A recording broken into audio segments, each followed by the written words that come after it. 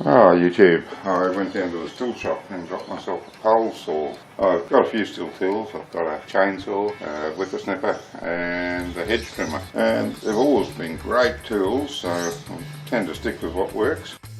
They've improved this one quite a bit. Your stop button now, once you stop it, it automatically goes back to start. So when you pull the rope and wonder why it is not starting, you don't need to check that as one of the reasons anymore. This is a safety lock on top, so you can only pull the trigger while you've got a good grip on it. You can't just go like that. The choke is an improvement. You've got to push it in, turn it on, but when it starts, it automatically turns itself back to run again, which I thought was pretty brilliant. Not that they're hard to start. The Stihl units have always been the easiest starting tools I've ever had for a small two-stroke engine. The normal ones, just standard, 6 pumps I think I give the chainsaw. Turn the choke on, pull it, it kicks, turn the choke off, pull it again, it starts. Never fails. And this one, I've had it running, it's no different. How good is that? Standard extension on for the pole saw itself, and of course it's got its own oil reservoir to put oil out in the chain. And we got the extension pole with it as well for those really high branches, which as it turns out we've got more of them than I thought we did have. So I've given it a run, very happy with it. I'll do an update eventually, a year or so's time, let you know how it's going. I bought this one mainly because this engine unit here takes a multitude of attachments. So you can put a blower on it, it's got hedge trimmers, all sorts of things that go on it. The only thing we'd like to put on it is a blower actually, but nevertheless it's there.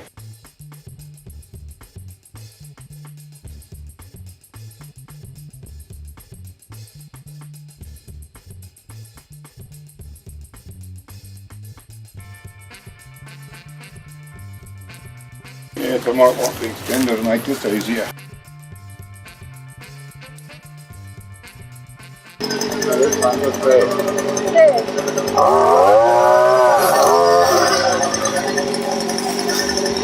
And that one, and one next to it, that one. Yep. And this one's hanging what we think. That one here. Yeah, I'll go through this side.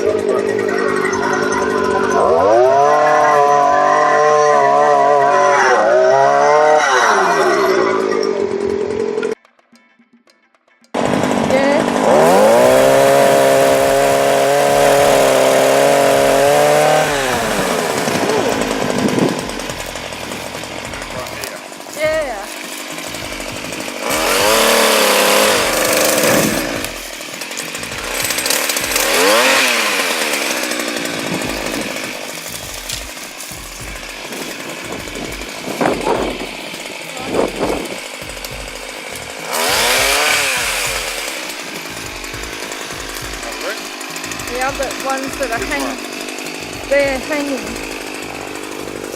Oh, this one. This one. Yeah.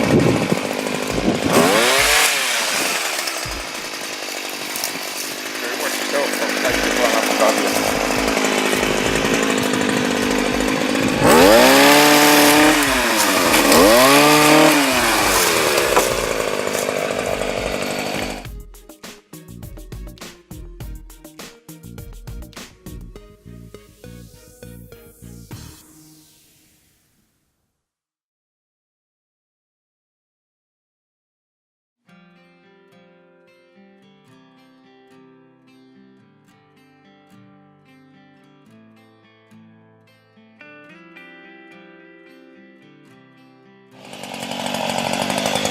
And just that scraggy one there.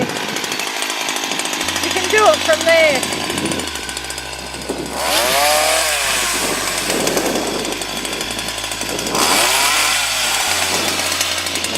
Yeah. That's it? Yeah, that's it. Okay YouTube, that's half of what the wife got me to trim off the trees. The other half's still in the front yard and I've got to get the tractor out to bring that around. I'll get the real chainsaw out and chop it up into smaller bits, load it on the carryall and bring that round and add it to the bonfire.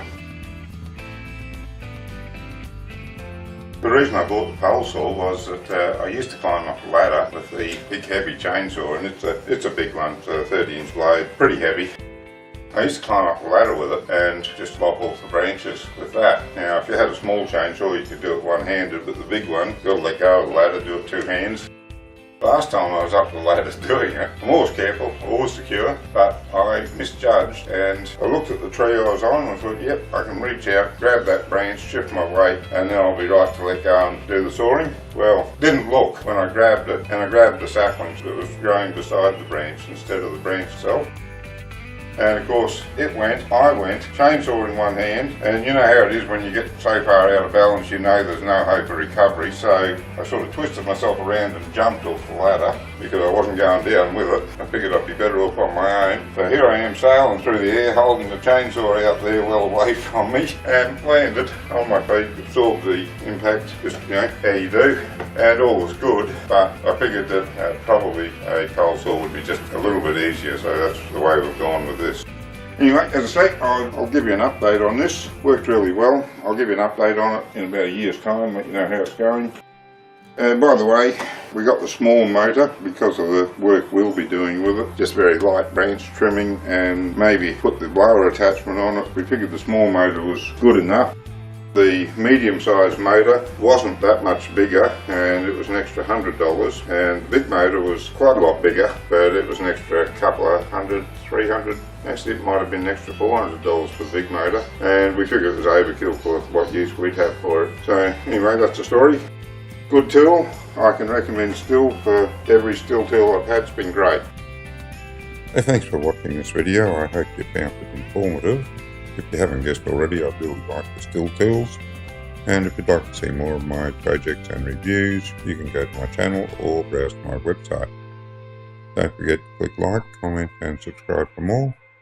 Until next time.